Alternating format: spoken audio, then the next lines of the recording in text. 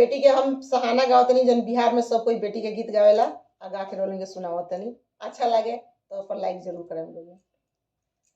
अरे शंकर रौरी गलिया बाबा, शंकर रौरी दुआर, शंकर रौरी गलिया बाबा, शंकर रौरी दुआर, हथिया पियासले बाबा, पोखरा दिन खोनवा, हथिया पियासले पापा, पोखरा दिन खोनवा, शंकर हमरो गलिया बेटी, शंकर हमरो दुआर, शंकर हमरो गलिया बेटी, शंकर हमरो दुआर, हथिया पियासले बेटी, पोखरा दे में खोनवा, हथिया पियासले बेटी, पोखरा देवे खोनवा, कथिए उनु कर खैनिए पापा, कथिए लिहनी उधार, कथी उनु कर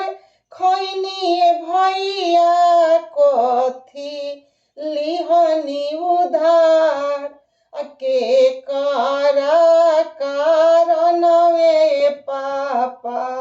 साजन छेकले दुआर, के कारा कारणवे भैया, साजन छेकले दुआर, पनवा उनुकार खैनिए बेटी, फुलवा लिहनी उधार, तोहरे कारणवा बेटी,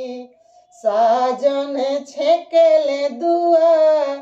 तोहरे कारणवा बेटी, साजन छेकले दुआर, पनवा उनुकार फेर दिए पापा, फुलवा दिन छितराय, हमारा के लेके पापा घर में लुकैती, साजन लवटी घरे जास, हमारा के लेके भैया घर में लुकैती,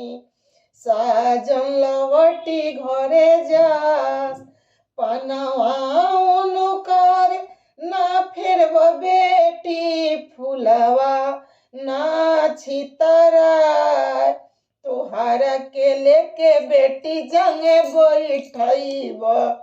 करब दामाद संगे दान, तोहरा के लेके बेटी जंगे बैठब, करब दामाद संगे दान। अगर मेरा गाना अच्छा लगे तो लाइक करना, कमेंट करना और शेयर करना।